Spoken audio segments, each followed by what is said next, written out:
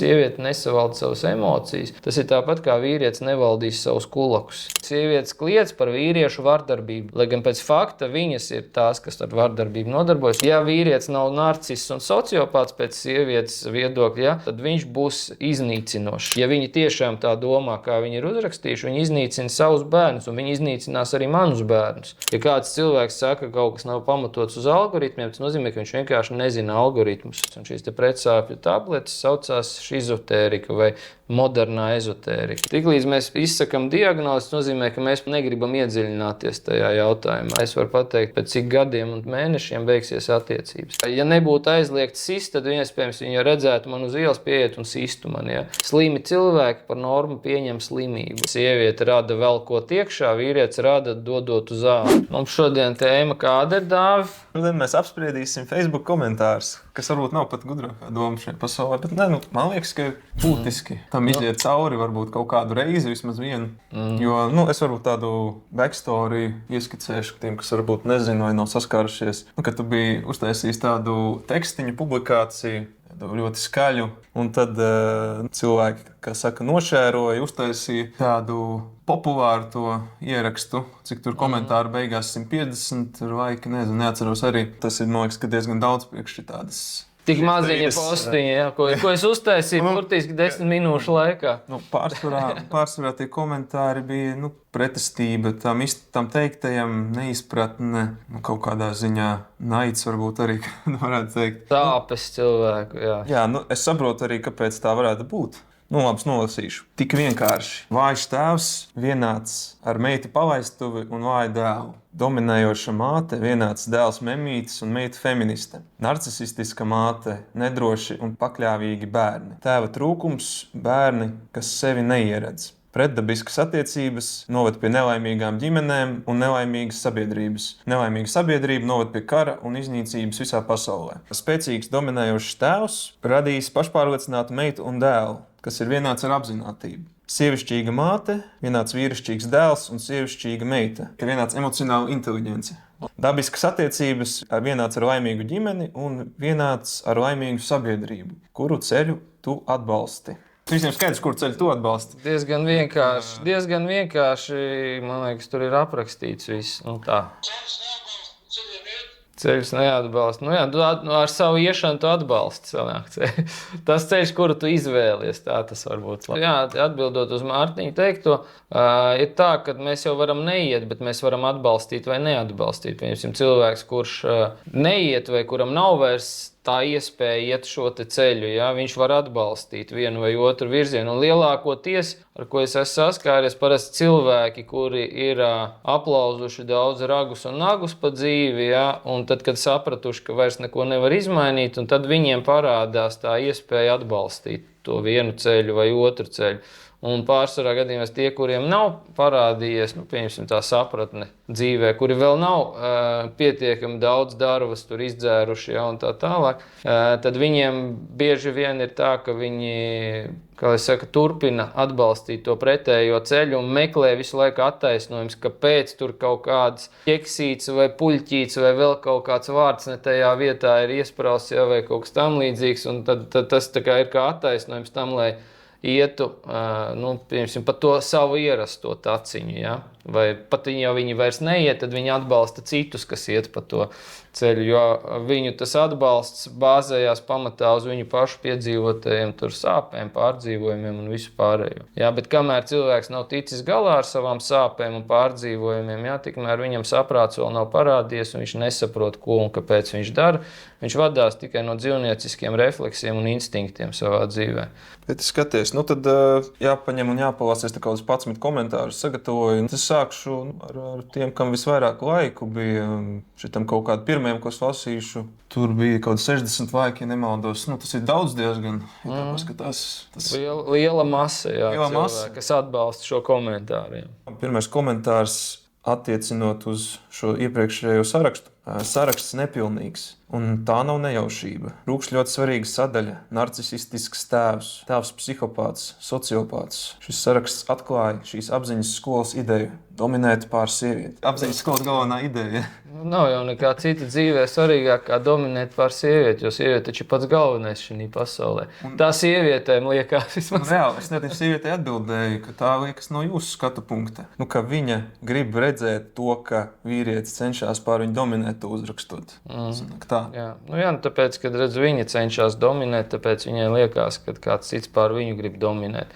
Tas jau ir tieši tā pozīcija, ja no kuras pozīcijas mēs uz lietām skatāmies, no tās pozīcijas mēs domājam, kad arī otrs skatās tieši tāpatās. Un tas arī atspoguļo to momentu, kad vispār jau būtu, man liekas, jēga sākt no par šo te komentāru. Ja cilvēkam pirmā doma, izlasot šo te tekstiņu, kad ir paskaidrots, kā veidojās slima sabiedrība un slimi bērni, un kā veidojas vesela sabiedrība un veseli bērni. Pirmā doma cilvēkam rodās par to, ka nav pilnīgs saraksts. Protams, ka nav pilnīgs. Tur var to sarakstu turpināt uz vairākiem sējumiem, kas tur nav kārtībā un kur nav kārtībā. Ja? Tad ir jāskaidro, no kurienes narcisistisks tēvs vai psihopāts rodās, ja? Un tā tālāk.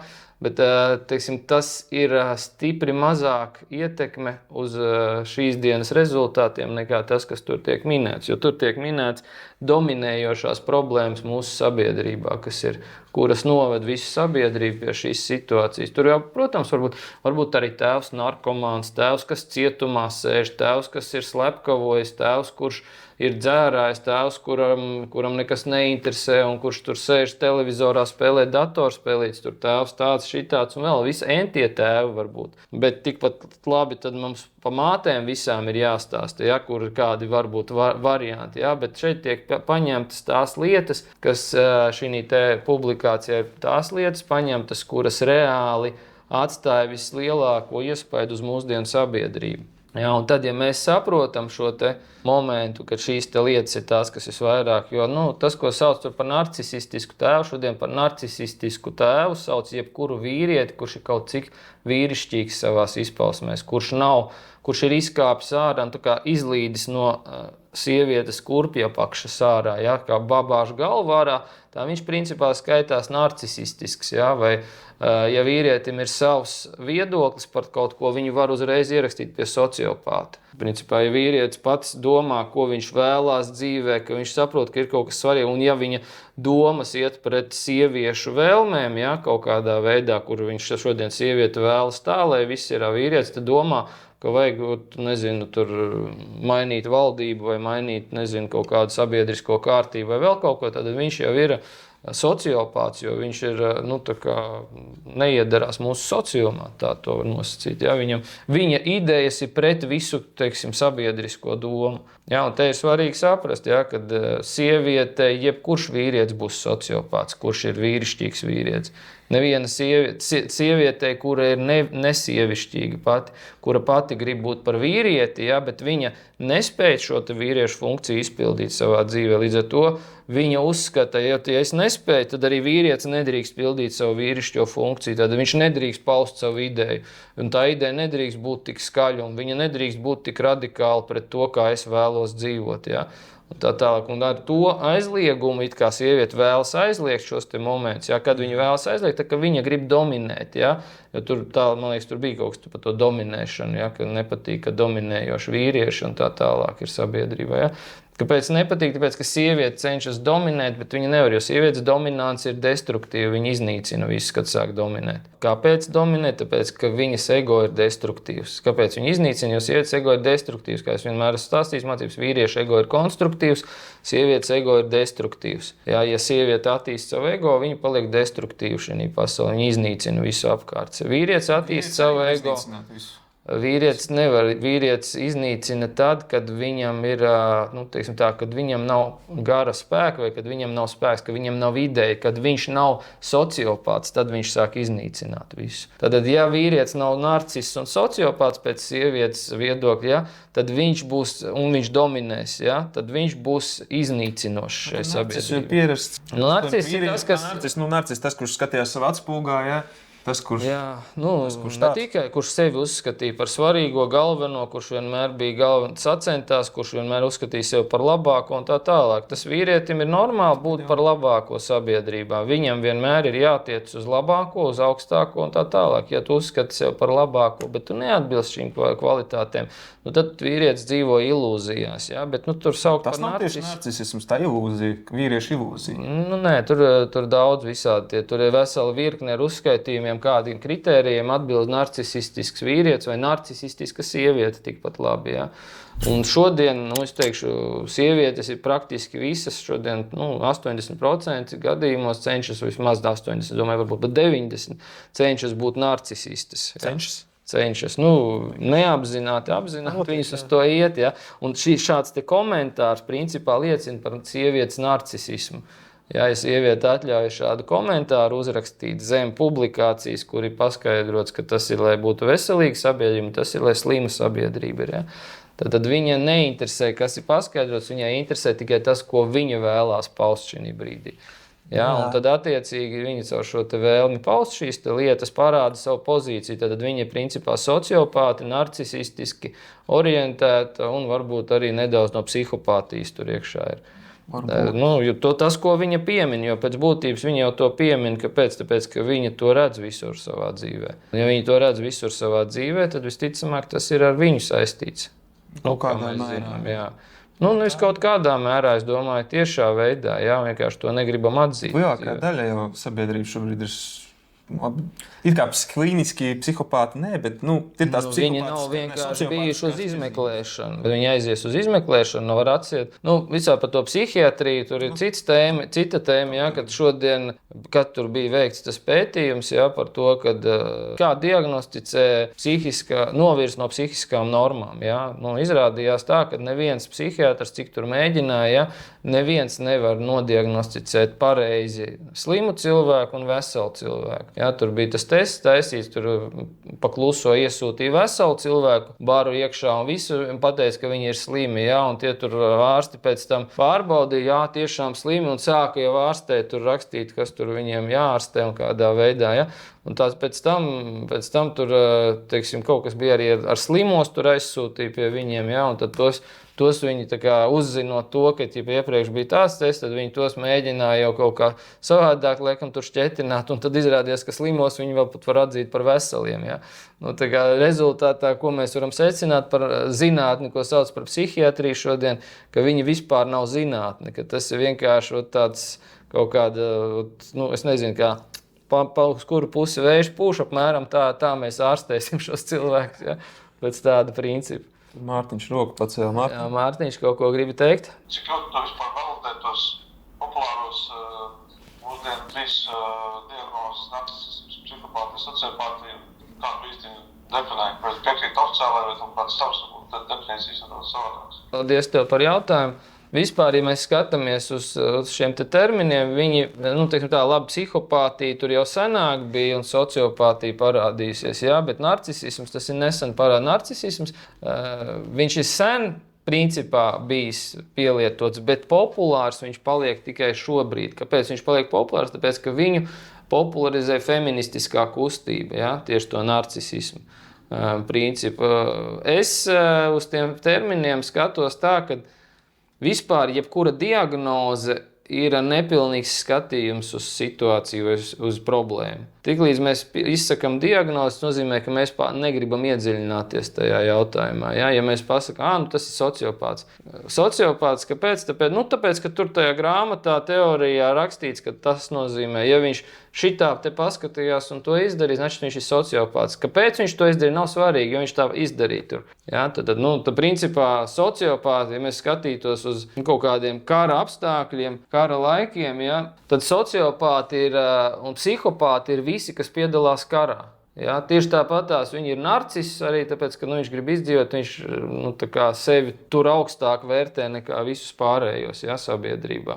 Tā kā līdz ar to skatīties uz tiem terminiem, ko tas nozīmē. Vienkārši mēs par viņiem runājam, par cik tas ir populāri termini šodien. Un populāri viņi ir tāpēc, ka kaut kādā veidā vajag diskreditēt vīriešus, un cik jūs bieži esat dzirdējuši, ka šos terminus pielieto attiecībā uz sievietēm, praktiski nepielieto. Tur varbūt 5%. Ja pret vīriešiem 95% gadījumu šos terminus izmanto, tad pret sievietēm varbūt 5% gadījumu kāds ir dzirdējis, ka ir teicis, ka narcisistiska sieviete vai sociopātiska sieviete, ja, nu, vai kaut kā tam līdzīgi. Kāpēc? Tāpēc, ka šos terminus izmanto kā ieročus tieši pašas sievietes cīņā pret vīriešiem.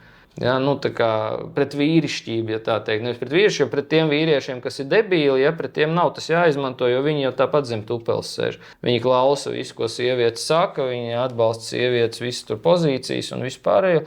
Kāpēc? Tāpēc, ka tā ir vieglāk, jo tad nav jāpretojas, tad var iet pa straumi un tad var sēdēt uz dīvāna, lai sievietes tur iet pelnīt piķi, ja, un var neko nedarīt. Nu, sievietes izvēlas tādus vīriešus, ja, jo viņas, dēļ savas sociopātiskā stāvokļa, ja, vai narcisistiskā, viņām ir ērti dzīvot ar vīrieti, kurš ir mīksts, pakļāvīgs un pielaidīgs. Ja.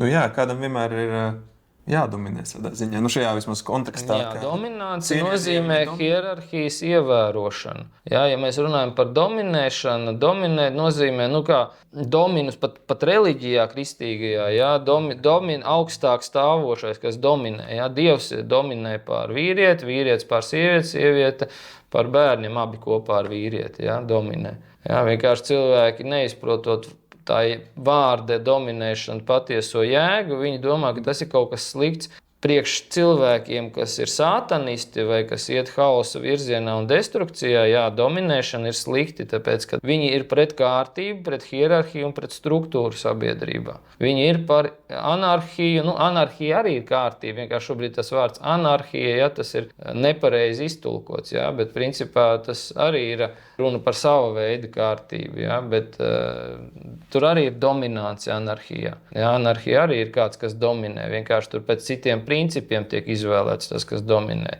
nevis kā šeit. Ja? Tur drīzāk izvēlas pēc dabas principiem, pēc kādiem dabas parametriem anarhijā. Ja? Šeit pēc kaut kādiem iluzoriem rakstītiem likumiem, ja izvēlēsimies kā hierarhiju veidot, ja?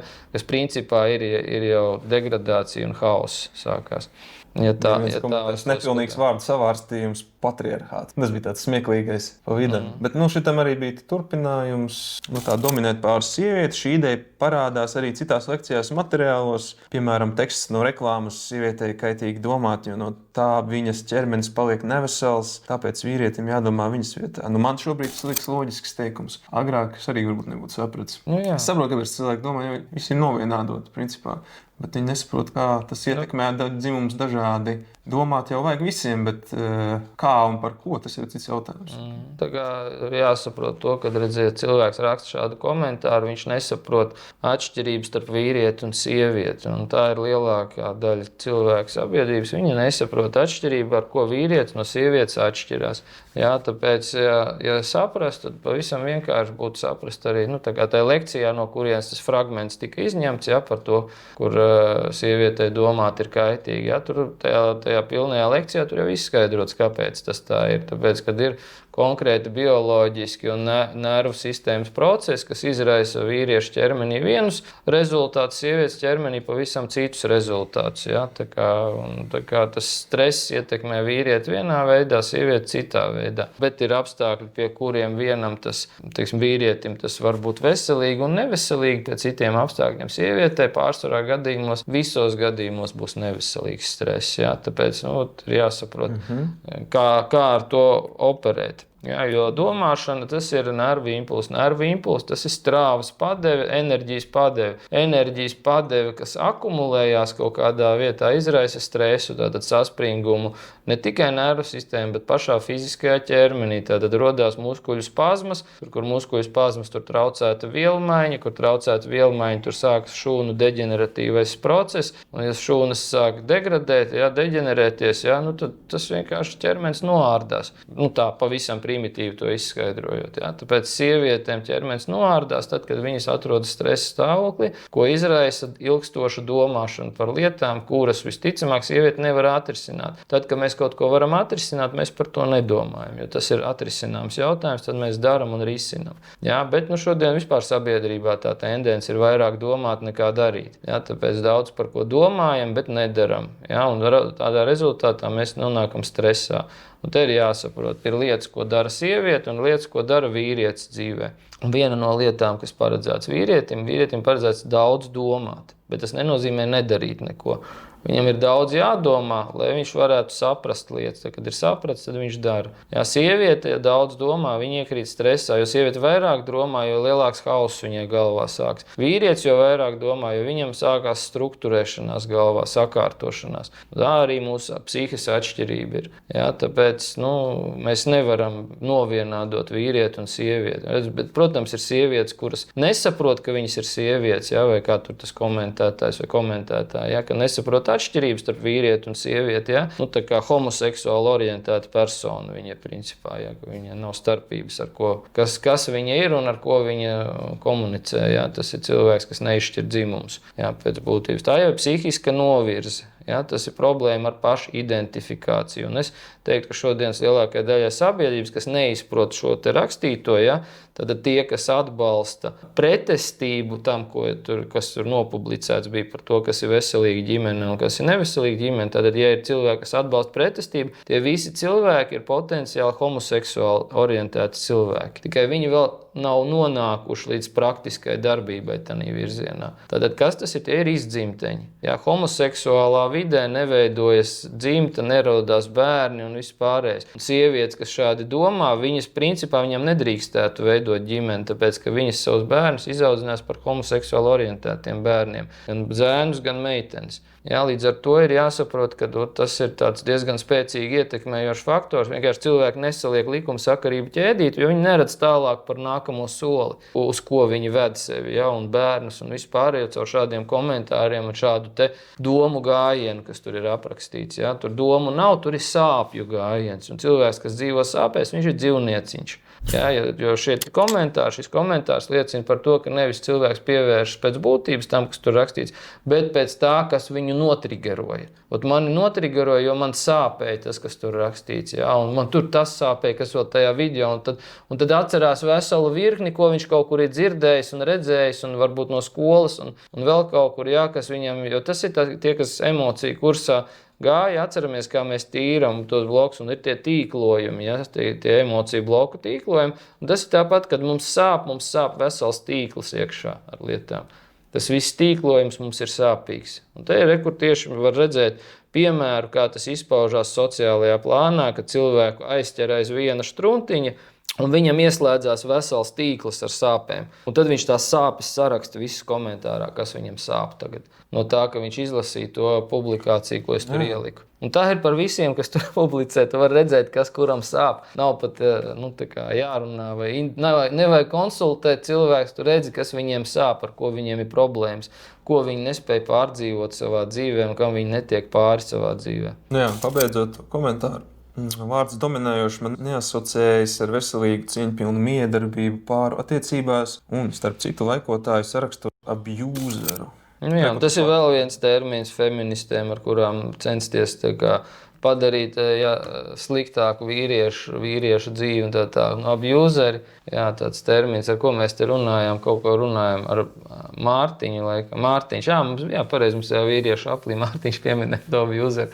Tā kā Mārtiņš var labāk pateikt par vārdu abjūzeri un vispārējo. Bet pēc būtības ir tā, ka tas termins abjūzers nozīmē, ka viņš izmantotājs ir, jā, vai kaut kā tam līdzīgi. Ka pārmērīgi izmantots cilvēki. Jā. Te ir tas moments, jā, kad mēs sākam pamanīt, ka mūs izmanto tādā brīdī, kad mēs paši nevēlamies kaut ko dot, jā, dzīvē. Jo vai mēs nesaprotam, ko mēs vispār darām pa dzīvi. Jā, ja cilvēks nesaprot, ko viņš dara, tad viņu visticamāk kāds izmanto. Jā, un tas ir normāli tādā ziņā, ka tā sabiedrība un pasaule ir iekārtot. Ja tu esi nekam nevajadzīgs resurs, kas kaut kur mētājas ielas malā, tad kā minimums tur, nezinu, ej uz baznīcu vai nezinu, iestājies kādā darbā, lai tevi var kāds izmantot. Ja? Un tā, pēc būtības tā ir tava izmantošana vai pārmērīga izmantošana. Ja? Bet tam ir jābūt loģiski, jo ģimenē nevar notikt izmantošana, tāpēc, ka ģimenē katram ir jāpilda savas funkcijas. Un, ja sieviete runā par šo te momentu, kad kāds bija abusers, nozīmē tikai to, ka viņa ģimenē nevēlējās uzņemties sievietes lomu un funkcijas. Ja viņa saskatīja to, kad vīrietis no viņas prasa, lai viņa iespējams ir izpilda kaut kādas lomas un funkcijas savās attiecībās ar vīrieti, ja? Viņa teica, ka nē, tu esi abusers, piemēram, ja? Un tā tu no manis prasi to, ko es nevēlos darīt, protams, ka tu nevēlies, jo tu esi audzināta par izdzimteni, visticamāk, jā. Jo tāda ir lielākā sabiedrības daļa audzināta izdzimteņu gultnē. Jā, izdzimteņi tas ir tie, kas izjauc ģimenes, izjauc dzimtes, izjauc bērnu dzīvi un vispārējo. Cilvēks, kas nav spējīgs uz attiecībām. Un, visas sievietes, kas šādā te veidā tur komentē, ja, kaut ko vai laikos tos komentārus, viņām ir jārēķinās ar to, ka viņas nav paredzētas attiecībām. Viņas var kaut ko citu darīt, var iet strādāt, var iet uz lauku, rakt kaut ko, var iet karot, kas grib, varbūt tur aicina uz Ukrainu vai vēl kaut kur, var iet iestāties armijā un tā tālāk, bet viņas nav paredzētas dzimtu un ģimeņu formēšanai un turpināšanai, cilvēces turpināšanai. Viņas ir kaitīgas šai sabiedrībai. Principā tādus cilvēkus ir jāizolē no sabiedrības, ja mēs gribam runāt par veselīgas sabiedrības formēšanu. Ja, tāpēc, kad viņš tiek ar sevi galā, izārstējās, un viņš sāk sevi uztvert kā veselīga sabiedrības daļa, ja, sabiedrības elements, ja, viņš nav šūna, jo šūna, atceramies, ir ģimene. Ja, vai nu viņu nedrīkst laist veselīgajā sabiedrībā, jo viņš saindēs visu pārējo sabiedrību ar šādiem tekstiem, komentāriem, spriedelējumiem un visu pārējo. Bija tā kā, atbildes komentārs. Teorija par to, ka kādam jādominē, manuprāt, ir aizejoša vēsturiskā attiecību modeļa ideja. Dažās valstīs vēl joprojām tas ir spēkā, un ir cilvēki, kam šis der. Vispār jau neizbrīna, jo tie, kas seko šādām idejām un aizstāv tās, vienmēr mēģinās sievieti padarīt par tādu, kas ne tā uztvēra, jo domāt aizliegts taču tām sievietēm. Virzīt uz to, ka bez dominances jau nekādi. Mēs dzīvojam lieliskā gadsimtā, kad ir daudz variantu, zināšanu un izvēļu, un tas ir fantastiski. Ir cilvēki, kam šis der, ko jūs aprakstiet.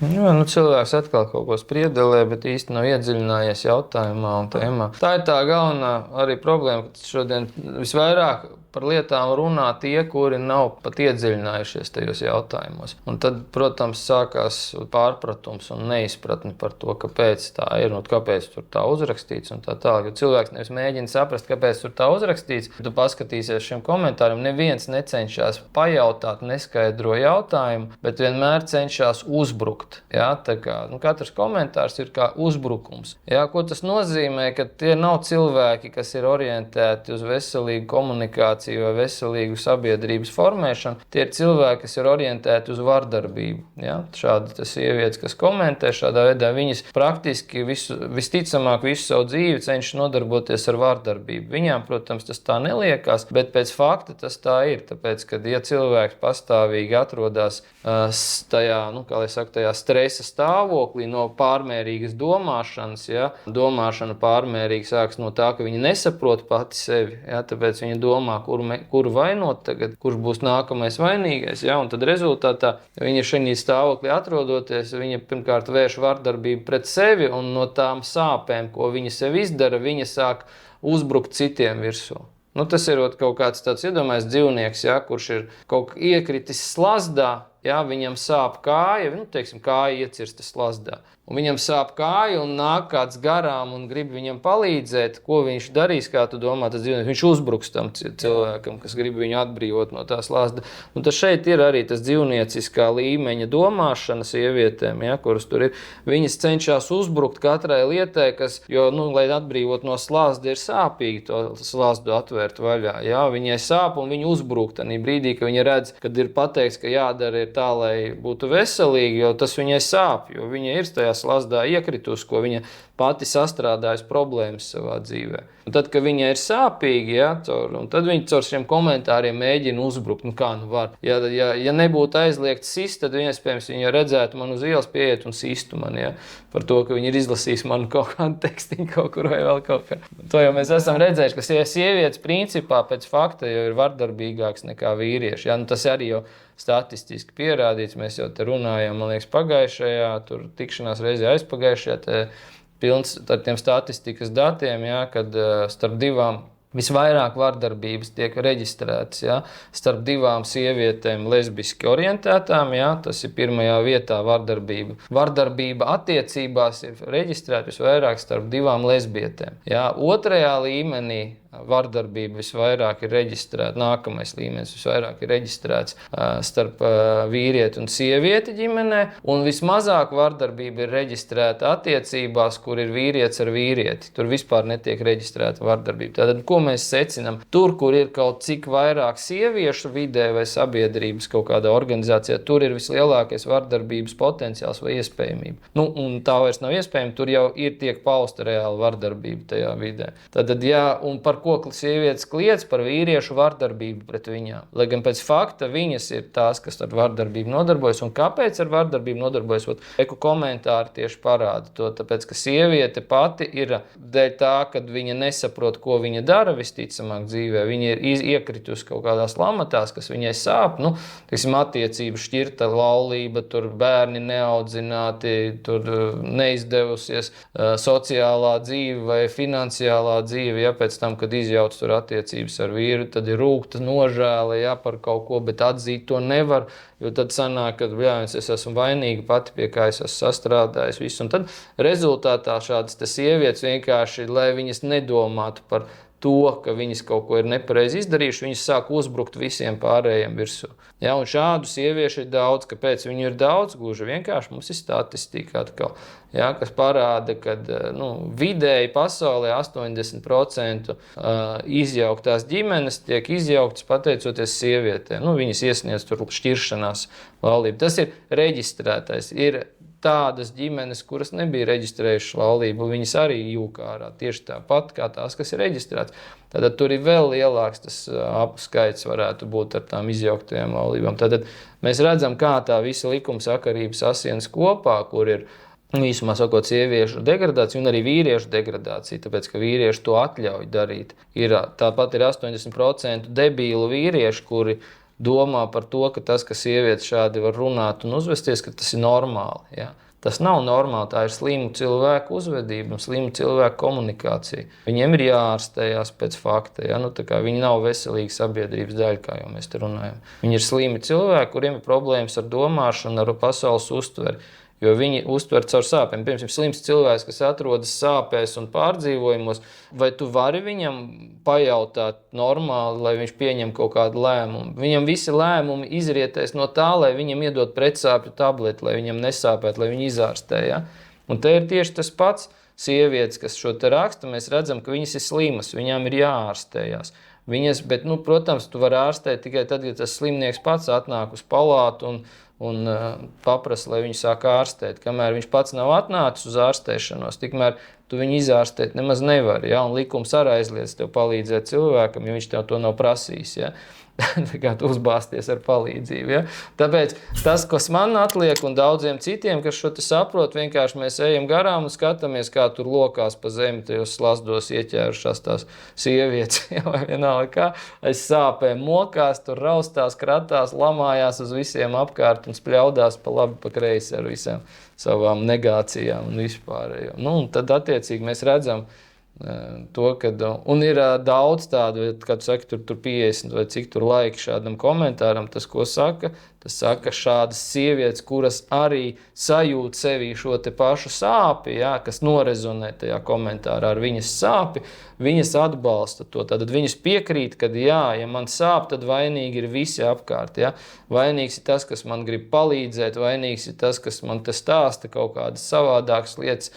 Jo man negribas, jo tad man vēl vairāk sāpēs. Tad, ja es izdarīšu sev sāpīgi un apzināšos to, ka es pati izdarīšu sev sāpīgi, man sāpēs tik 2 reizes vairāk, jo tad es sapratīšu, ka es esmu stulba bijusi, lai sev izdarītu pāri, ja, un man pārdzīvojusi pusdzīvi par to, kad man sabojāju savu dzīvi un vēl pārdzīvot par to, ka tas ir manu pašu roku darbs, ja, ko es esmu sastrādājis ar savu dzīvi. Tad odziņu uzliekot vēl pabeidzot to pašu komentāru, bet man ir labi tas, ka ir citi varianti, kā veidot cieņpilnas attiecības, kam es ticu un sekoju. Saskaņā ar manu redzējumu augstākajos attīstības līmeņos, kad atveras garīgās čakras, jeb kāda dominance izzūd, paliek miedarbība un dievišķā papildināšanās. Katram ir tiesības uz savu redzējumu, pārliecību un nav jācīnās par kādu vienu pareizo. Ko viņi tikko darīja? Jā, tieši tā. Tagad saka, viņi cīnās, bet mēģina parādīt to, ka viņi necīnās, ja, tad nedominē, ja, jo katra cīņa ir par dominanci. Tā tas darbojas, jo tā cīņa jau notiek ne tikai fiziskā līmenī, cīņa šodien vairāk notiek mentālā līmenī, prāta līmenī, visi cīnās. Par idejām, par vēl kaut ko, ja, tikai idejas bieži vien ir slimas idejas, kur cilvēki pauž idejas aiz sāpēm un traumām savām, ja. Un ir idejas, kas ir vērstas uz veselīgu vidi un veselīgu kaut kādu strukturēšanu. Tā kā tu arī teici, jā, tad, ja viņa pati cīnās un konfliktē, pauž viedokli par to, ka ir veselīga sabiedrība, kur nav jācīnās, ja? Tad viņa pati atzīst, ka viņa ir slima. Tātad sabiedrības slimā daļa viņa ir principā.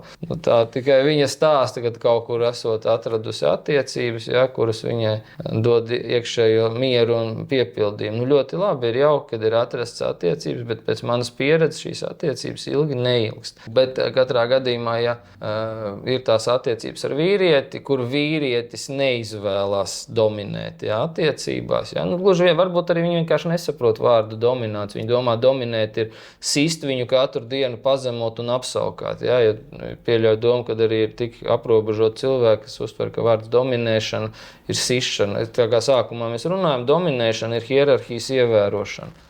Un kas var ievērot hierarhiju tam, kas ir fiziski stiprāks vai kaut kādā citā veidā. Ja? Tad viņš rūpējas par hierarhijas ievērošanu, nevis par pazemošanu. Bet savukārt, ja spēks tiek iedots sievietēm, tur sākās pazemošana. Tad sievietes meklē veidus, kā pazemot citus.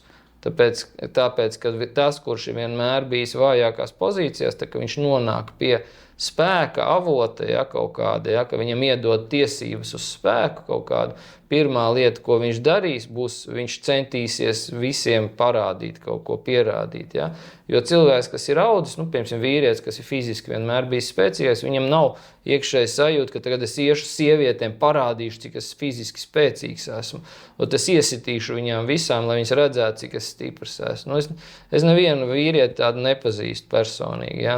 Man nav nācies saskarties. Protams, kad ir slimi cilvēki, arī vīrieši, protams, jā, bet es domāju, ka tas ir 0,0 kaut kāds 1% labākajā gadījumā. Un par tiem mēs šeit nerunājam. Ja?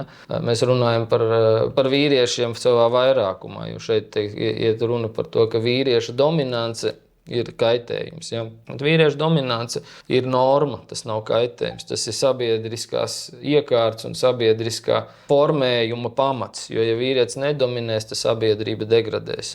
Ko mēs arī redzam šobrīd. Ja? Dominē sievietes, iluzori dominē, tāpēc, kad ir mīksti vīrieši, kas viņam to atļauj darīt, un tāpēc mēs redzam šo te degradācijas sāpju un bardaka un haosu un izdzimšanas procesu, kas notiek šobrīd sabiedrībā. Jā, arī par garīgajām čakrām un visu pārējo. Garīgās čakras, tas ir, jā, tā ir tā tēma, ko cilvēkiem daudz iespēju spekulēt, jā. Garīgās čakras, elpošanas ar dzemdi un nezinu, ko tur vēl taisīt. Jā, visādi šitie brīnumi, ko sievietes nodarbojās. Garīgā čakra, jā. Kā ar ko, protams, nav sapratnes cilvēkam, par ko viņš raksta vispār visticamāk. Otrs populārākais komentārs, līdzīgi, protams, tematika viss tā, bet es nolasīšu, kurā gadījumā. Nekas dominējošs neved uz veselu sabiedrību. Spēcīgs, atbildīgs tēvs gan ved. Kamēr kāds dominē, viss šis agri vai vēlu sabrūk, jāiemācās mīlestību un atbildībā dzīvot. Citādāk ir rakstīts, ka dominējošs tēvs ved uz laimi, to rakstījis kāds, kuram pietrūkst atbildības sajūtas par citiem cilvēkiem, tāpēc izvēlas dominēt. Tas saknējas vecajā labajā skaudībā un pamestības traumā. Kad dzīvās dvēseles iet varenībā, dominēšana atkrīt, par prioritāti kļūst meistarība un atbildība, kā vīriešiem, tā sievietēm, un pāri visam mīlestība un stingrs mugurkauls. Tur arī tas pats, ko mēs runājam, kad cilvēks nesaprot, ko nozīmē termins dominēšana. Viņi runā par spēcīgu, atbildīgu vīrieti, jā, kā viņš var būt spēcīgs, atbildīgs, nedominējot. Tad kur ir viņa spēks un viņa atbildība, kur izpaužās? Atbildība parasti ir kārtības un struktūras uzturēšanā. Tā ir atbildība. Lai to izdarītu, ir vajadzīgs spēks. Tad spēku mēs pielietojam situācijās, kur mēs redzam, ka nav kārtības un nav struktūras. Tad, ko mēs darām? Mēs dominējam tajā brīdī. Mēs dominējam, lai uzturētu kārtību un struktūru. Tad viņa pasaka vienu un pēc tam pasaka pretēji tajā komentārā. Pretējs, jā, lietas. Jā, tā kā viņa nesaprot. Tas ir atkal, mēs runājam par cilvēku, kurš ir sāpēs kaut kādās, jā, viņš nesaprot, ko viņš runā. Viņš vienkārši atrodas tādā agonijas stāvoklī, raustās, un arī līdz ar to viņa spriest spēja ir līdzīgā stāvoklī. Viņš grib kaut ko pateikt, bet viss, ko viņš pasaka, ir kaut kādi murgi, ko viņš tur mēģina izspiest no sevis. Un tā arī tas pats, tāda pati murgošana vien ir. Cilvēks nesaprot, ko viņš raksta. Tad, kā es teicu, kad nav jēgas saprātīgi atbildēt šiem cilvēkiem, jo viņi tevi tāpat nedzird. Kamēr viņi raustās savās sāpēs, ja, savos murgos, tikmēr viņi nav spējīgi sadzirdēt šīs lietas, ja, par ko mēs runājam šeit. Tādēļ jau dominēt nav korekts vārds, ierasts, bet jaunajā formātā vienkārši nestrādā, jo planēta nav redzējusi cilvēkus dvēseles spēkā, lai to varētu atcerēties, kā tas ir. Vismaz kaut cik pārskatāmā vēsturē. Pāri, kur abi ir dvēseles varenībā, nevis ego varenībā, un spēj piedalīties sabiedriskajā pārvaldības kopā ar citiem pāriem, kur arī ir dvēseles varenībā, tur nav dominance, vienkārši nepastāv, jo patiesība ir viena. Kad dvēseles patiesi sevi atceras, tad arī ir iespēja sajust, ka viss ir viens, un tad jau nav katram sava taisnība, ir tikai viens augstākais labums katram un visai planētai. Kāda tur dominance? Atšķiras atbildības, kaut kādā mērā tomēr pārsvarā valda vienkārši patiesība. Tur neviens nevar dominēt.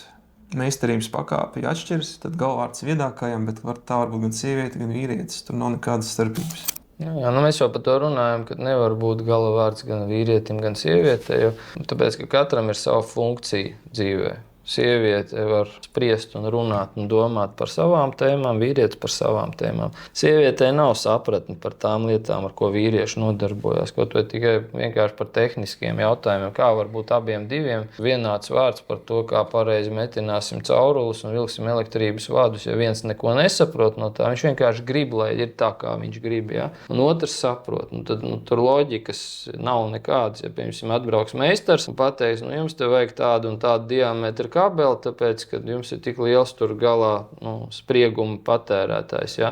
Un jums vajag lielu spriegumu te laist, lai nenodegtu vads. Bet sieviete pateiks, nē, man negribās tik lielu vadu, jo viņš ir dārgs, es labāk lētāku nopirkšu vadu. Vīrietis saka, jā, mēs varam pieņemt kopīgu lēmumu. Jā, tā liksim vienu lielāku, vienu mazāku vadu. Jā, tur plus būs lielāks, mīnus mazāks. Jā, apmēram šāda tematika. Jā. Tā var... Tas ir tas, ko tur sieviete uzrakstīja. Saprotu, ka sieviete to, protams, rakstīja. Jā, tas saucās šizotērika. Jā, cilvēks, kas slimo ar šizofrēniskām ilūzijām par reālo dzīvi. Jā, viņš var šādā veidā atļauties rakstīt. Kādi cilvēki to dara? Tie, kas dzīvo sāpēs. Ko viņi dara? Viņi rīk tabletes pret sāpju, jā, lai viņš nejust sāpes. Un šīs pretsāpju tabletes saucās šizotērika vai modernā ezotērika, ja, ko es saucu ezotēriskais romantisms, kur cilvēks safantazē, ko vien vēlās, lai tikai viņam pašam ir ērti un pieņemami dzīvot savu sajāto dzīvi, lai viņš nejustu sāpes, ja, kuras viņš sev ir nodarījis un kuras turpina nodarīt. Tāpēc viņš mūk no sāpēm projām un šādos šizotēriskos apcerējumos par tur vienādām dvēselēm un čakrām garīgajām un kas tik tur vēl nav. Ja. Katram, labi, šeit nav pa čakrām, iepriekšējiem bija pa čakrām garīgajām, un ka ego nepastāv garīgai attīstībā. Ego pastāv vienmēr, tikai ego ir atšķirīgi, kā jūs mācībās sievietes ego pilda vienu funkciju, ja viņš ir uz sevi velkošs. Iekšā vīrieša ego ir tas, kurš pilda citu funkciju, viņš ir uz āru dodošais ego. Tāpēc jau ir, ka sieviete, kas velk uz iekšu ego, ja viņas ego tiek pielietots sociālajā plānā, viņi iznīcina sabiedrību. Vīrieša ego ejot sociālajā plānā, viņš sabiedrību attīsta, pilnveido un uzlabo. Ja, tāpēc ir divas atšķirības un nevar būt abiem vienāda teikšana. Ja sieviete spriedīs un paudīs lēmumu pēc tā, kā ievilkt sevī kaut ko iekšā, ja, lielākā daļa sieviešu tādā veidā arī domā, viņiem daba tā ir iekārtojusi viņu uztveri. Tad vīrietis vienmēr domās par to, kā no sevis kaut ko izlikt uz āru un atdot. Ja, tas ir dabīgs vīrieša stāvoklis. Ja. To arī daba paredz un fizioloģiski, ja pastāv uz ķermeņa caurumiem un izbīdījumiem, tieši tas arī atspoguļojās tur, ja, sievietes un vīrieša atšķirība. Ja. Tas ir radīšanas process. Sieviete rada velkot iekšā, vīrietis rada dodot uz āru. Ja, tā kā dzimuma akta laikā kaut vai. Ja, tāpēc tas ir dabīgi, un tur tas murgojums par ego neesamībām un vispār, tas liecina tikai to, ka sieviete vispār nesaprot, par ko viņa runā. Viņa nav pat iedziļinājusies tajos terminos un jēgās un visā pārējā, ko viņa tur ir sarakstījis. Cilvēks vienkārši lasa kaut kādas grāmatas iespējams kaut kur ir visāds tāds, vai saka, ezotēriskais romantisms aprakstīts un vārdu savārstījums, kas nomierina tos cilvēkus, kuri ir sajājuši sev dzīvi un sāpēs tagad raustās dzīvi. Ja? Tā kā uz šādiem te komentāriem arī pat īsti nav jēgas atbildēt, tāpēc, ka tur nav reāla pamata, uz kā bāzēt komunikāciju. Ja? Viņi vienkārši savārstīs kaut kādas pagrābtus vārdus, kopā saliktus vienā vairākos teikumos par dvēselēm, garīgumiem un ego esamībām vai neesamībām. Tas viss nav taustāms, tam nav reāla pamatojuma. Tur to nevar statistiski izmērīt. Ja? Un tad, kad būs pēc faktu un pēc statistikas to var izmērīt, tad mēs varam runāt par to. Kamēr tas nav izmērāms, tā ir šizofrēnija cilvēkam. Ja? Cilvēku ar šādu šizofrēniju, tāpēc viņi sauc par šizotēriku, arī slimo. Skatos, Mārtiņš kaut ko gribēja teikt laikam, ja? Jā, es izkāpu no autobusa un gribēju pateikt par to dominēšanu, pateicies, vienkārši atgādināt, lielākā nezinu, ka dominēšana jau vārds ir sevies no tāda domus, tā kā dom, jā, latīņu valodā.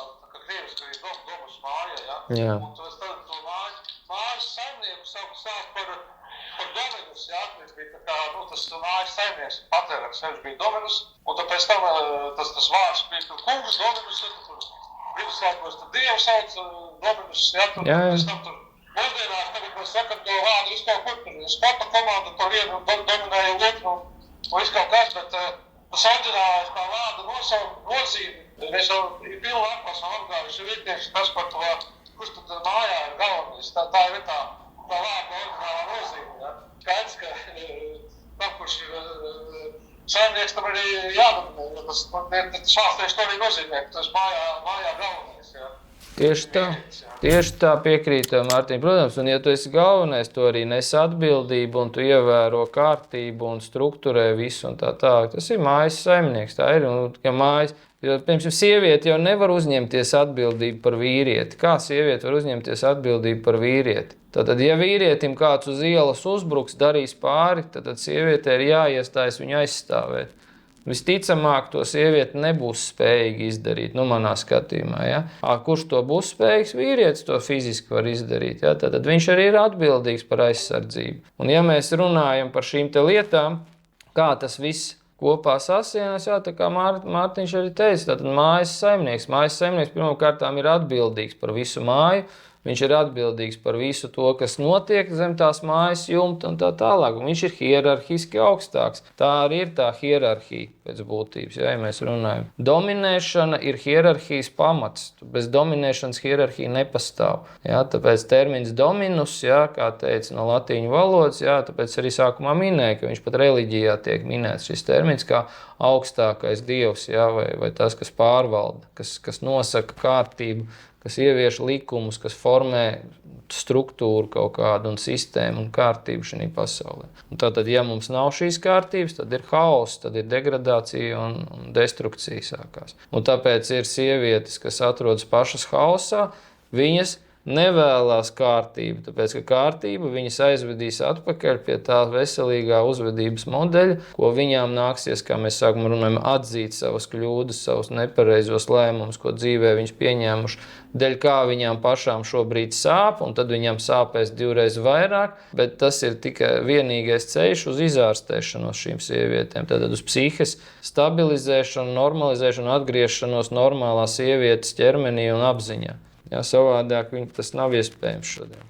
Ja godīgi, tad izskatās, ka kaut kur pagrābstīts un sajaukts kopā, lai virspusēji labi izskatītos, kam ar realitāti ir maz sakara. Tu tikko teici, ka izotērikā ar realitāti maz sakara. Tagad saka, ka tev ir ar realitāti maz sakara. Tā kuram ir maz sakara, vai ne? Pirmkārt, nekas nav absolūti taisnvirzienā izmērams un definējams kā algoritmi. Otrkārt, katrs no punktiem izceļ tikai nelielu procentu no pārējās buķetes. Tas ir tāpat kā runāt par Mercedes esamību, bet rokā turēt tā spoguli. Viss tas, kas tur ir uzrakstīts, viņš jau tieši balstās, kā es sākumā teicu, tajā apkopotajā informācijā, kas ir gan statistikā balstīta, gan arī manā personīgajā pieredzē, runājot ar cilvēkiem, redzot sabiedrību un sabiedrības rezultātus, ģimenes attiecības, vīriešu, sieviešu miedarbību. Un visas pārējās lietas. Es par to esmu pārliecinājies. Es nezinu, cik reižu, ka tas ir tieši šādā veidā darbojas. Un tie ir algoritmi. Ja? Par tiem algoritmiem es arī stāstu tieši, ka viņš saka, nav viss algoritmos izmērams. Tikai algoritmos viss ir izmērams, jo nav nejaušība. Nekas šī pasaulē nav nejaušs vai netīšs. Viss ir pamatots, visam ir savs cēlonis un sekas vienmēr. Jā, jo viņš runā, ka viss nevar būt pamatots uz algoritmiem. Tieši tikai uz algoritmiem. Ja kāds cilvēks saka, ka kaut kas nav pamatots uz algoritmiem, tas nozīmē, ka viņš vienkārši nezina algoritmus. Tur nav nekāda cita varianta. Jā, tas tā kā mēs vakardien vēl te runājām, jā, tātad, ja kāds saka, ka ir kaut kur brīnumi kaut kādi notiek, tas nozīmē, ka viņam vienkārši trūkst zināšanas par to, kas to izraisa. Nevis, kad ir brīnums. Jā, tā kā mēs te runājam, pie indiāņiem atbrauc tur konkistadori, ja, vai vēl kaut kādi, ja, kuriem ir šaujamieroči vai bruņas no metāla. Indiāns šauja ar bultu, bulta atlec no viņa bruņām. Un ko? Viņš saka, tas ir brīnums, tas ir nemirstīgs cilvēks, viņu nevar nošaut. Bet ja viņam būtu zināšanas, ka metālu var kalt, locīt, tur rūda jāiegūst ir no iežiem, ja, tur karsē to visu, tad tur kaļ, rūda un visu kaut ko dara, ja, un tad izveido plāksnes, kuras var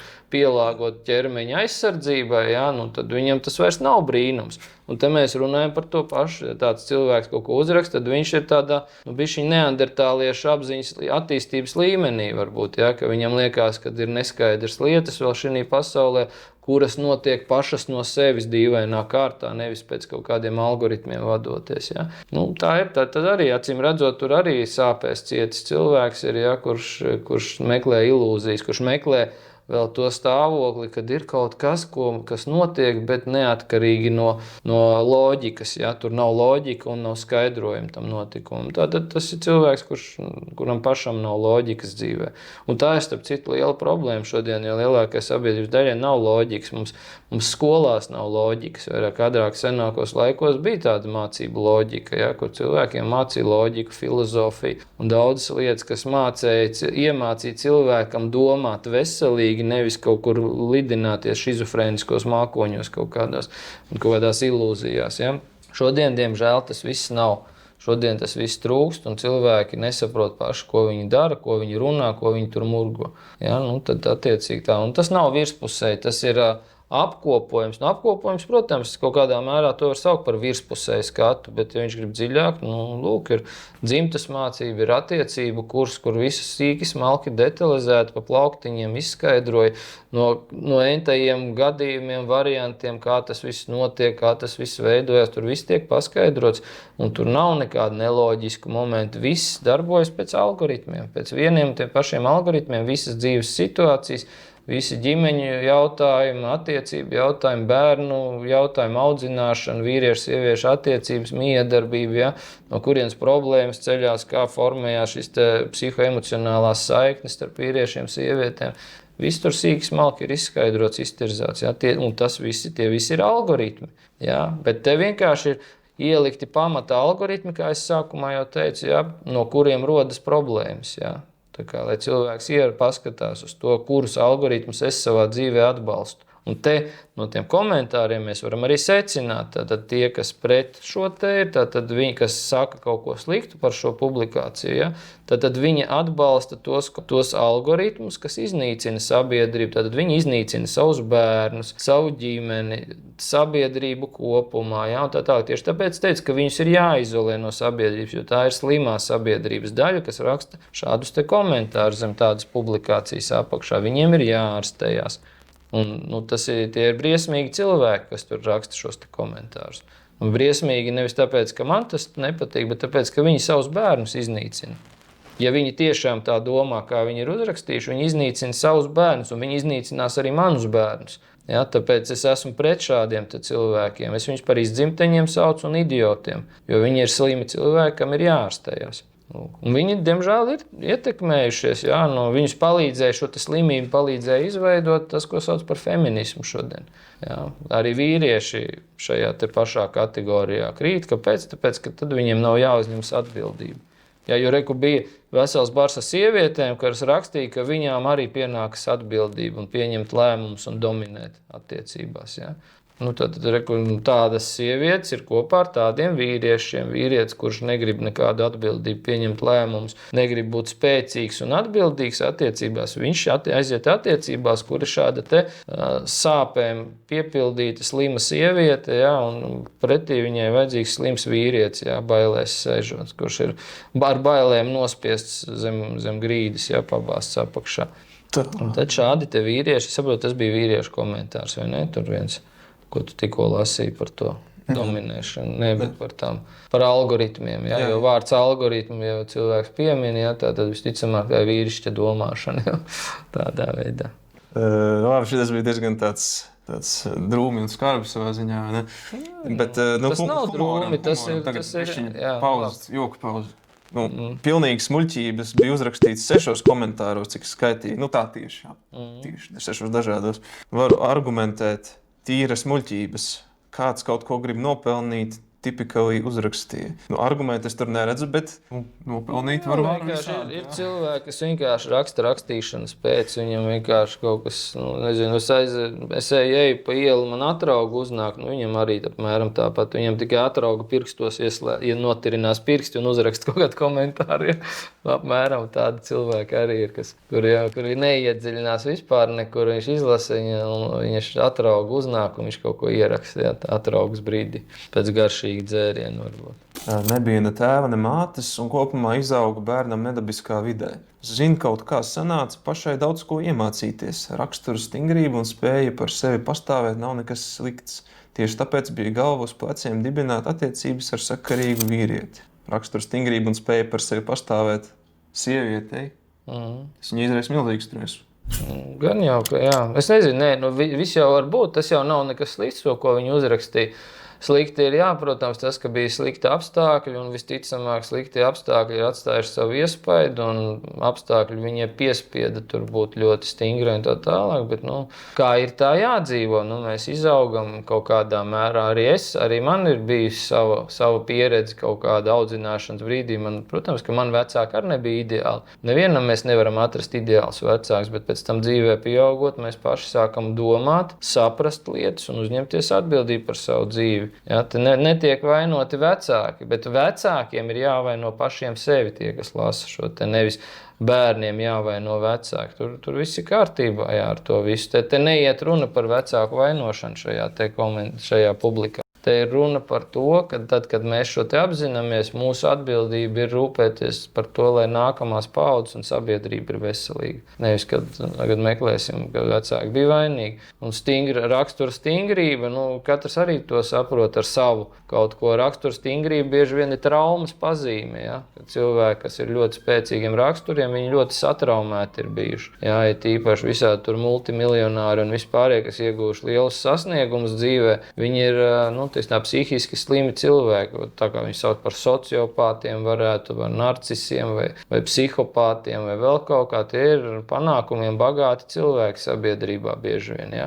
Jo viņi dēļ traumām ir sevi tā nocietinājuši pret visādām lietām. Šeit arī, laikam, acīm redzot, sieviete runā par to, cik viņi ir nocietinājusies pret sabiedrību, pret visu, pret dzīvi un tā tālāk, un tad viņai palēmies atrast labu vīrieti. Visticamāk, tāda sieviete ir atradusi vīrieti, kurš ir zem tupeles viņai laimīgi palīdz apakšā, un viņi dzīvo labi. Līdz kaut kādam brīdim, kamēr, viņa ir apmierināta ar kaut ko. Visticamāk, jā. Nu, tā kā, tas viss ir normāli, jau stingrs raksturs. Te jāsaprot arī, ko cilvēks uzskata par stingru raksturu. Sevis savaldīšana, jā, tas sievietei ir jābūt tādam stingram raksturam, ka tu spēj sevi pārvaldīt. Arī vīrietim, protams, tam ir jābūt. Vīrietis, kas sevi nepārvalda, viņš nav vīrietis, jā, un sieviete, kas sevi nepārvalda, viņa arī nav sieviete. Jā, ja tas tiek minēts ar stingru raksturu. Ja runa par stingru raksturu, kad tu vari dominēt pār kādu kā sieviete, jā, tā ir slimība jau, tad ir jāārstējās sievietē, jo sieviete fizioloģiski nav spējīga dominēt. Viņa dominēs tikai caur emocionālo vardarbību un manipulācijām pār vīrieti. Ja, tad, ja sieviete uzskata, ka tās ir veselīgas attiecības, kad viņa var dominēt pār vīrieti, un vienīgais veids, kā to darīt, ir emocionāla vardarbība un manipulācijas ar vīrieti, tad tās nav veselīgas attiecības, tur ir slimas attiecības. Ja? Bet, es, protams, nezinu, par ko viņi tur runā. Tas izstāsta tās tendences, ko es šodien sabiedrībā redzu un ar ko es saskaros, tur runājot ar cilvēkiem vai konsultējot kādreiz viņus. Ja? Kad sieviete saka, es esmu ar raksturu, ja? Tad es saprotu, ka viņa ir vardarbīga pret savu vīrieti. Ja viņi ir pret vīrieti vardarbīgi, viņi viennozīmīgi ir vardarbīgi pret bērniem. Jā, tādā veidā nedrīkst tādai sievietei uzticēt bērnus atkal. Jo viņi tos bērnus lauž un iznīcina. Tie bērni pēc tam būs nekādi. Tur bija tas, ko es tajā komentārā, bet publikācijā rakstīju. Jā, tātad pie tādas sievietes būs neko nevarīgi, nespējīgi ne uz ko bērni, jā, pie dominējošas vai narcisistiskas sievietes. Jā. Viņi būs pakļāvīgi, paši savā dzīvē neko nespēs izdarīt un tā tālāk. Tas ir fakts, tas ir algoritms, tā darbojas, tur nav citu variantu.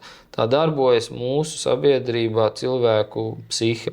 Jā, tie zemapziņas un apziņas mehānismi, kas to nosaka.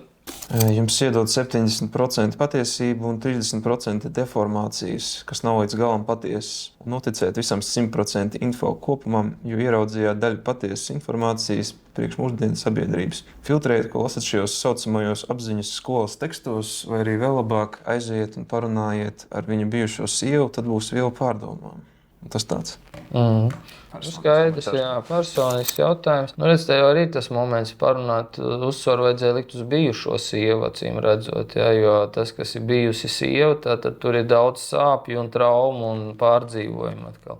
Un, ja grib uzzināt sāpes un traumas, jā, tad noteikti var aiziet parunāt ar bijušo sievu, ar jebkura vīrieša vai jebkuras sievietes bijušiem vīriem, kur ir satraumēti savā dzīvē vai sievām, jā. Tā kā tur īstenībā nav nekādas patiesības, jā, tur ir tikai traumas un emocionālie, kā lai saka, pārdzīvojumi tajā cilvēkā, jā, cilvēks pats sevi traumē, tā kā es teicu, viņš ir iekritis slazdā un viņš sevi moka, jā, un ja tu gribi paklausīties, kā kāds bļauj aiz mokām, tad var aiziet paklausīties, ko kāds bijušais vai bijušā stāsta, jā.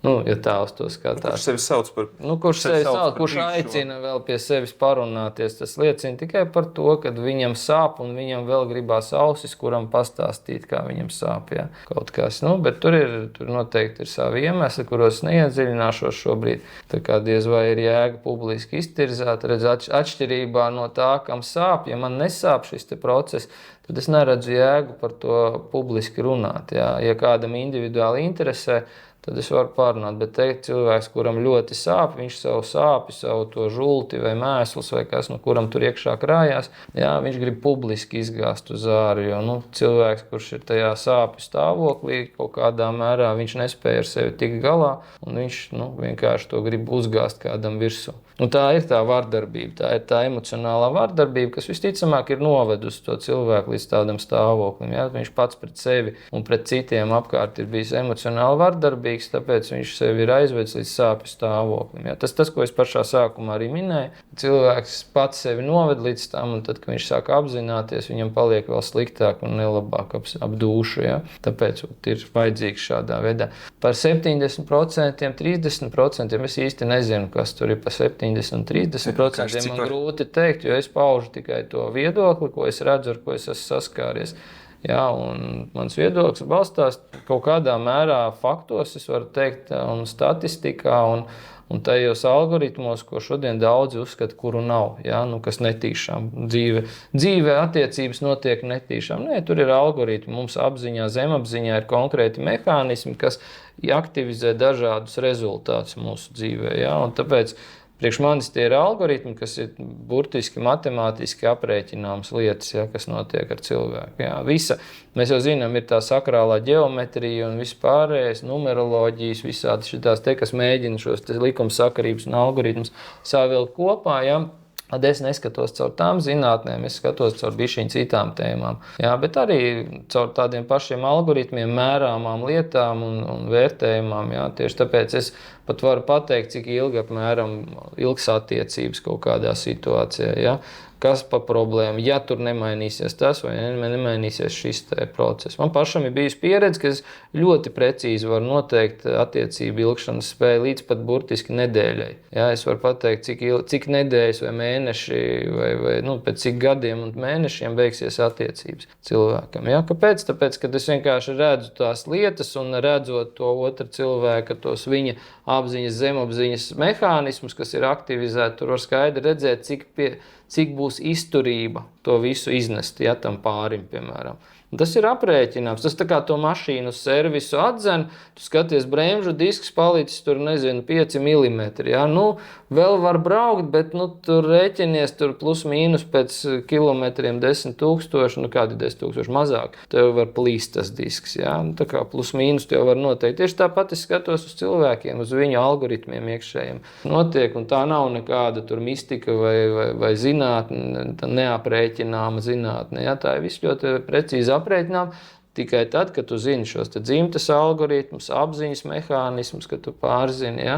Zemapziņas mehānismus, prāta un saprāta funkcijas un darbības mehānismus, ja? Kā tas darbojas. Nekādu brīnumu tur nav. Ja? Tāpēc man ir grūti komentēt par kādiem procentiem, 70, 30 tur runā. Ja?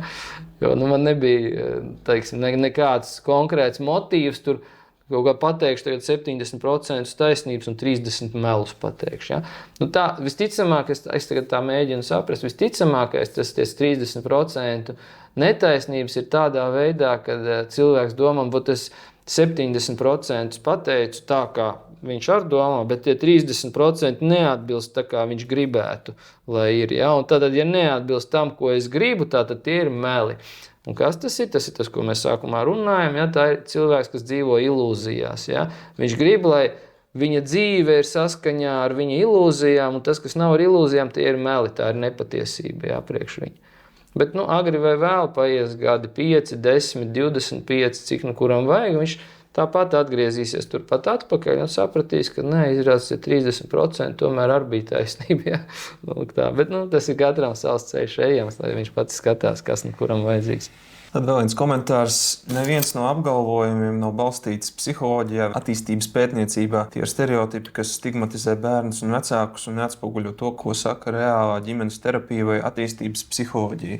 Bērna personību neveido vājš tēvs vai dominējoša māte, bet gan emocionāla drošība, pieejamība, pieķeršanās stils un vide. Šādi vienkāršoti modeļi nav zinātne, tie ir pseidopsiholoģiski mīti. Vecāki sāk domāt, ka viņu bērnu personība ir sabojāta, ja neatbilst šiem primitīviem modeļiem. Bērniem rāda bezizējas situāciju. Tā ir emocionāla vardarbība, nevis psiholoģija. Jā, tad mēs jau runājam par psiholoģiju, pat psihoterapiju, kas skaits oficiāli medicīniskā nozare. Pat viņa nevar būt, nevar atzīt par zinātni. Ja? Kur vēl runājot par psiholoģiju, tur vispār nekādas zinātnes nav. Ja? Tas ir atkal savārstījums bieži. Un es nesaku, ka viss, kas ir psiholoģijā minēts, kad ir nepatiesi, ja? Bet lielākā daļa tās ir spekulācijas, kas ir piedzīts pēc sabiedrības normām šodienas. Ja? Tā kā spekulācijas, kas balstās šodien pieņemtajā normā, jo norma tas ir tas, ko mēs pieņemam. Slimi cilvēki par normu pieņem slimību, ja? Un te mēs par to arī runājam. Ja? To, ko tur sieviete runāja, tad viņai norma ir slima sabiedrība, un tātad tas, kas neatbilst slimas sabiedrības uzstādījumiem, tas jau ir spekulācija. Ja? Šī gadījumā, kā viņi tur rakstē. Viņa pati min, ka tur bērnam ir vajadzīga, ja? Tur veselīga emocionālā vide un viss pārējais, ja? Bet te pašā laikā viņa noliec to momentu, kad veselīgu vidi formē tie paši vecāki. Ja? Tā kā tam nav saistība ar audzināšanu, bet bērniem ir vajadzīga veselīga vide. Kā tad tu vari audzināt lai bērnam ir veselīga, neaudzinot bērnu, dabūt viņu veselīgā vidē? Tāpēc, ka audzināšana nozīmē to, ka tēvs pilda savu funkciju, māte pilda savu funkciju. Tā arī ir audzināšana. Ja cilvēks nesaprot, ka tēvs un māte ir atbildīgi par bērnu emocionālo vidi, tātad caur audzināšanu pildot savas ikdienas pienākumus, funkcijas, ja, un tad tas cilvēks atkal ir tādā šizotēriskajā murgā kaut kādā dzīvo visticamāk. Varbūt ir izlasījis psiholoģijas grāmatu, 1, 2, varbūt 5, varbūt pat ir izgājis psiholoģijas kaut kādu skolu. Jā, bet, kā es saku, tur arī šodien es skatos to, ko runā tie psiholoģi un pārsvarā psiholoģenes, jā, nu, kas ir, kā mēs zinām, katra psiholoģija tā ir tā, kas ir sajājuši savu dzīvi vai atrodas stāvoklī, kad viņi ir ļoti nelaimīgi vai grauj savu ģimeni, attiecības un vispārējo. Visas sievietes, kas to ir izdarījuši, nu ne visas, bet nu katra otrā stabili ir psiholoģija, jo katra pirmā ir astroloģija.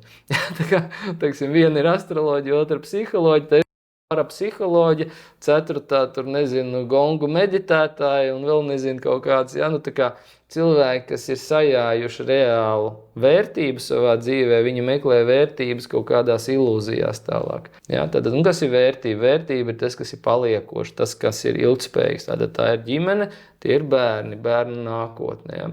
Un pārsvarā mēs runājam par sievietēm, jo vīrietim tas nav pamats. Ja? Vīrietim viņi var būt kā vērtība, bet tas nav pamats. Vīrieši ir dažādi. Protams, vājam vīrietim, tādam, kurš ir zem tupels visu laiku, kurš ir emocionāli pastāvīgi atkarīgs no sievietes, ja? Tad viņam nekas cits izņemot tā sieviete nav vērtība, viņam pat ģimene nav vērtība. Ja?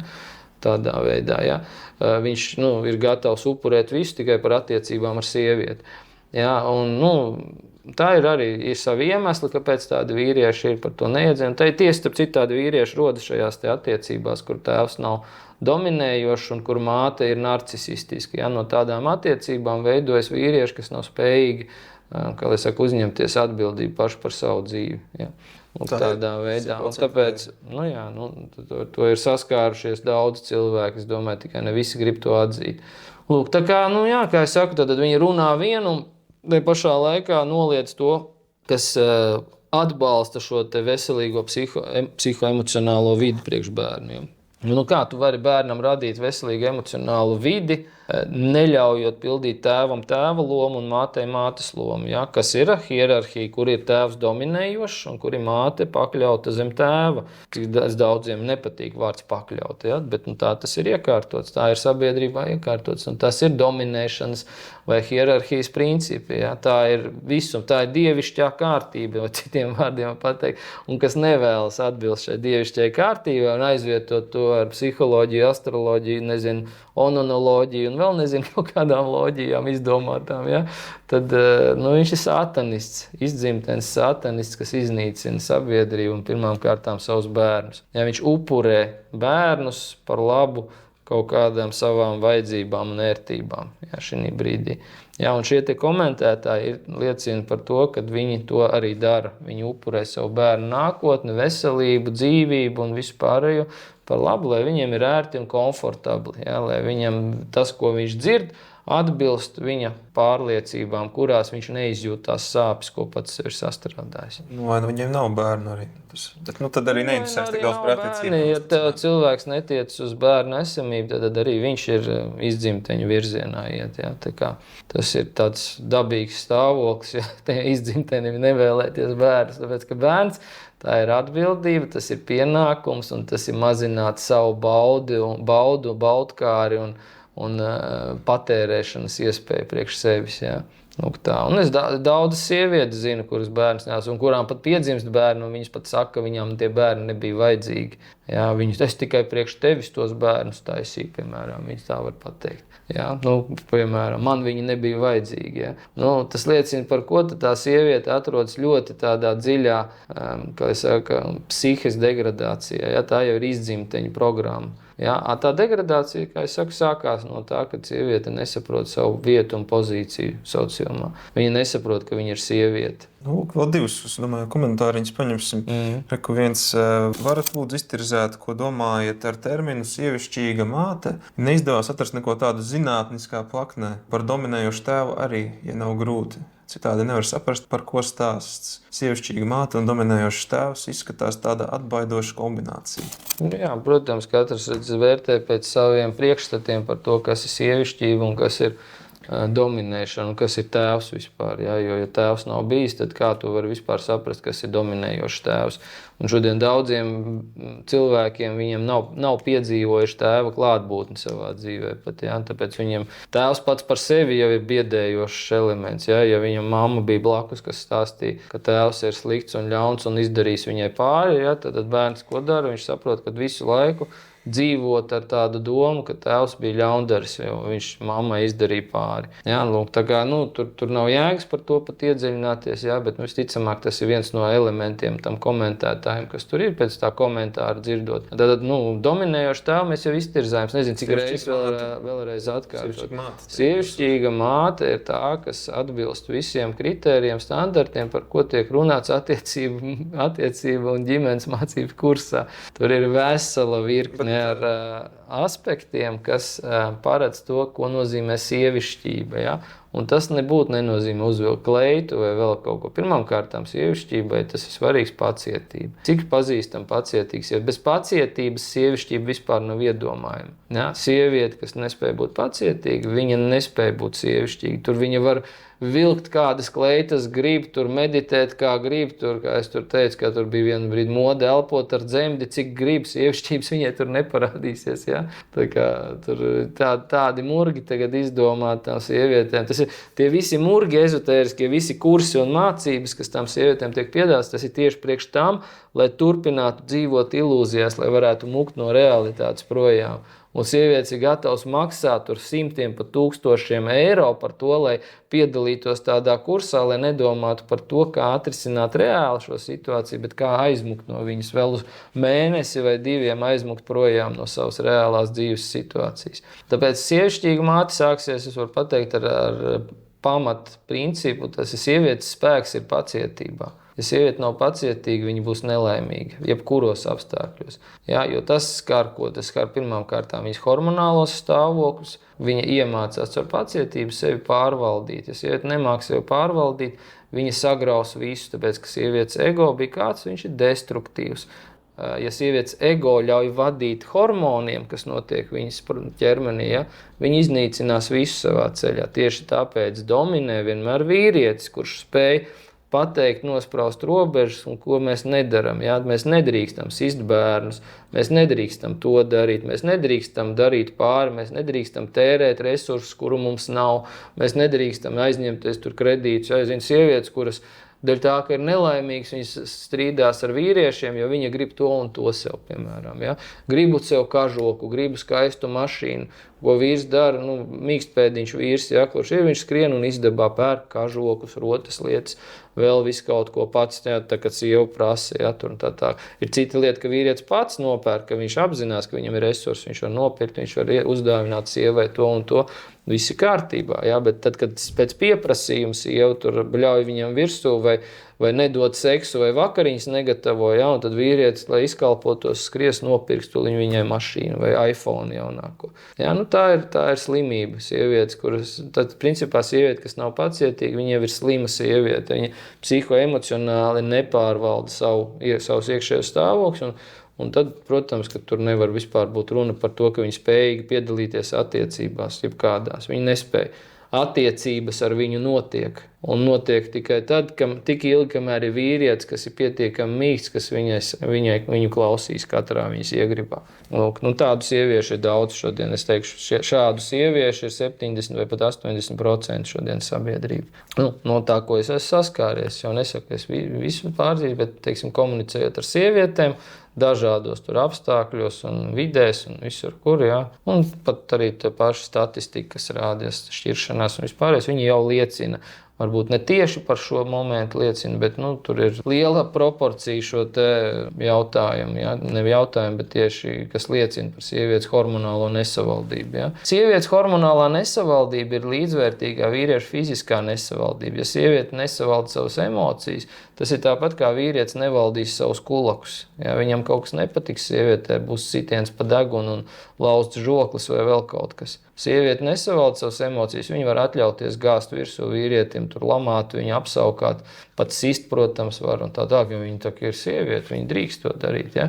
Un tā kā tā ir nesamērīga, kā lai saka, tāda diskriminējoša, uz degradāciju vērsta situācija. Ja? Tā kā tas, kuram hierarhiski būtu jābūt augšā, tagad atrodas apakšā un viņu caur emocionālu un fizisku, citreiz pat vardarbību ietekmē tas, kuram bija jābūt pakļautam viņam apakšā. Tādā sabiedrībā mēs šodien dzīvojam. Ja? Tas arī ir tā narcisistiskā dominējošā sieviete, kas tā uzvedās.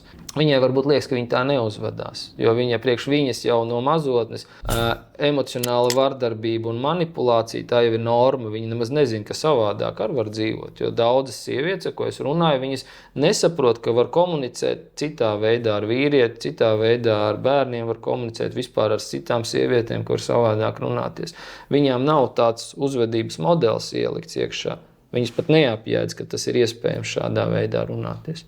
Un te parādās tā problēma, ja, ka tā tas arī, kā lai saka, izpaužas lielākajai daļai sieviešu. Pēdējo, tas tāds vairāk tā humoriņam, bet tāds samērā absurds komentārs, bet tā savalkot visu kopā vienā. Tad kāpēc nesakot sirdsgudrai sievietei? Vai tad vīriešu dabā nav disciplīna un pakļaušanās līderim, armijas vai militārais kults, piemēram? Cik aizraujoši runāt par sociāliem baznīcas konstruktiem, par to, kas ir dabīgi, bet neskatīties uz pašu dabu?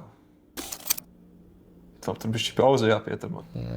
Jā, pilnīgi, kā to noraksturot, viņa savā augstprātībā saka pilnīgi pretējo. Pilnīgi tā kā. Jā, nav loģikas cilvēkiem. Atkal mēs te runājam par to, ka atceries vakar runājam, ka ir loģika ir tad, kad ir saprāts. Šeit mēs nerunājam, neviens komentārs nerunā, es pat nepieminu par saprātu, jo šeit tur nav prāta, tur ir vājprāts, ja, tiem cilvēkiem prāts vājš vēl ir, ja. Par saprātu tur vispār nav jāatcerās, bet lai cilvēks saprastu šī gadījumā, ko viņš raksta, viņam ir jābūt kaut mazākām saprāta pazīmēm. Šeit cilvēks nesaprot, ko viņš pats ir uzrakstījis tajā tekstā. Jā, tāpēc, ka lai šo te mehānismu, ko viņi uzrakstīja, saprast, ir jāsaprot, ka ir hierarhija arī šajos te līmeņos, jā, tu viņi kaut kādu piemini sirdsgudrību, jā, tur, protams, mēs varam spekulēt tagad, kas ir sirdsgudrība. Sirds ir fizisks orgāns, jā, iekšā mums ķermenī, kas pilda savas funkcijas, jā, tātad, ko tu uzskati par sirdsgudrību, jā, tas jau ir atkal spekulējošs termins, tāpēc, nav jēgas pat tajā iedziļināties. Man vairāk patīk tas, vai tad vīriešu dabā nav disciplīna un pakļaušanās līderim, armijas vai militārais kults, bet tur jau tieši ir runa par to, ka tas tieši armijas kults ir sociāls konstrukts. Kaut kādā ziņā tāds, militārais kults noteikti ir, ir saprot, kas ir armija un militārais kults, tā ir stingra hierarhija, kur ir dominējošais un kur ir pakļautie. Jā, tātad tur ir tā disciplīna, es pilnībā piekrītu, ka tas ir vīrietim normāli, jā, bet kas ir atkal dominējošs, tas, kas ir spēcīgāks par viņu. Tātad es nepazīstu, vairumā gadījumos sievietes, kas ir spēcīgāks vairumā gadījumos par vīriešiem. Es neesmu tādu situāciju redzējis, pat ja mēs skatāmies, kad ir tur MMA kaut kāda tur superzvaigzne sieviete, kas tur piedalās tajos visos cīņās un tā tālāk, viņai pretī noliek parastu kaut kādu viduvēju MMA cīkstoni vai pat zemākā līmeņa, vienkārši kurš bišķi trenējās tur, staigā patrenēties pa nedēļas nogalēm, paboksēt pa maisu, ja. Skatījos tos eksperimentus saucamos, ja, sievietes vienos vārtos zaudēja. Tā kā, iedomājies, sieviete, kas trenējās cīņai, lai sistu tur uzvarētu un tā tālāk, un viņai pretī, kura ir sasniegusi kaut kādu augstu līmeni, jo viņai tur ir tituli un vispārējais pirmās vietas ieņemts. Un viņai pretī noliek vīrieti, kurš ir trenējies, bet tā hobija līmenī. Un tas vīrietis tur vienkārši kā divus pirkstus pret asfaltu, ja viņu katrā raundās noliek gar zemi un tur piežņaudz un tā tālāk. Mēs tā kā sieviete laikam nav saskārusies ar realitāti, kā reiz viņa nesaprot atšķirību starp spēku, kas ir vienam un spēku, kas ir otram.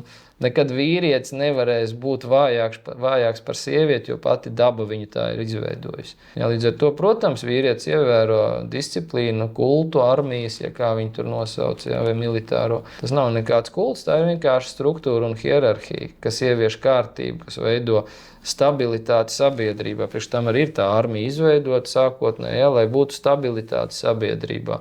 Kas vēl cits ieviesīs, stabilitāti, ja ne tie, kas māk ievērot hierarhiju un struktūru. Tātad stabilitāte, tas ir katras sievietes laime. dzīvē, jo sieviete būs laimīga tikai tur, kur ir stabilitāte. Šeit mēs runājam, ja sievieti ieliks augšā vadībā, ja sieviete pati par sevi, kas nav tikusi ar hormoniem galā, savā galvā netiek ar savām domām galvā un emocijām, ja, tas liecina, ka tur stabilitātes nebūs. Un ja tādēļ ļaus vēl kādu komandēt, ja, nu tad ir skaidrs, ka tur ir totāla iznīcība un degradācija sāksies. Un sieviete no savas dabas viņai ir diezgan teiksim, tāda svārstīgi tie visi psihoemocionālie stāvokļi. Ja mēs zinām mēnesis fāzes, mēneša reizes, ja, un vispārējais to pašām sievietēm tā kā būtu jāapzinās, kādas viņas ir. Bet, nu, redz, sieviete, kas nepazīst, nesaprot, ka viņa ir sieviete, viņa pat šīs lietas nespēja apzināties savā dzīvē. Un vīrieša apziņa savukārt ir diezgan strukturēta un stabila. Viņš pats pa sevi jau stabils un skatās uz lietām stabili un diezgan teiksim tā, eksakti, ja tā varētu teikt. Ja. Tur ir murgi kaut kādi, ja, samurgoti un tā. Un arī kā mums te viena saruna bija, kur es teicu, ka dabā ja, ne visas, teiksim tā, ja mēs nesaprotam apziņas hierarhijas atšķirības starp vīrieti, sievieti, ja, un dzīvniekiem, kas ir dabā, un kukaiņiem, ja, tad mēs nevaram izmantot terminu daba. Šeit nesaprot. Es saprotu šo te atšķirību. Ja, kā es tur teicu tajā sarunā, ka cilvēks nav bite, tāpēc viņam nav jādzīvo pēc bišu stropa stāvokļa. Ja. Tā kā bišu stropa apziņa, tas ir sievietē piemītoša apziņa. Ja. Kāpēc? Tāpēc, ka viņai ir sava specifika. Ja. Bet tas nenozīmē, ka sieviete ir bite. Ja. Viņai ir jāpakļaujās tāpatās hierarhijai, jo sieviete ir cilvēks. Bitei apziņas struktūra ir savādāka. Bites apziņas struktūra ir kā minimums 1/3 vai 1/4 daļa no cilvēka apziņas struktūras. Kapacitāte, iespējām. Jā. Līdz ar to arī attīstības līmenis ir pavisam cits, jo tev parādās jauna apziņas struktūra, jauns apziņas potenciāls ieviešās, ja, tad tu jau esi pavisam cita būtne. Ja, tāpēc mēs nevaram ņemt, kā toreiz teicu, par lauvas mātītēm. Ja, kas tieši tas pats ir rakstīts. Sieviešu vājums ir absolūts safabricējums, teiksim, nekas nav bīstamāks, stiprāks par daudzu zīdītāju sugu mātēm, kas aizstāv pēcnācējus. Šobrīd neaizstāv pēcnācējus īsti. Jā.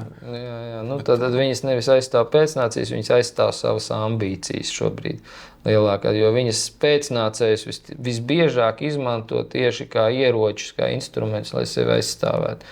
Argumentējot ar to, ka viņas kaut ko dara bērnu labā, bet ja viņas kaut ko dara bērnu labā, pirmām kārtām viņām ir, lai sieviete veselīgi izaudzinātu bērnus, viņas var izaudzināt tikai tad, kad viņi ir visu izdarījuši, lai vīrs ir laimīgs.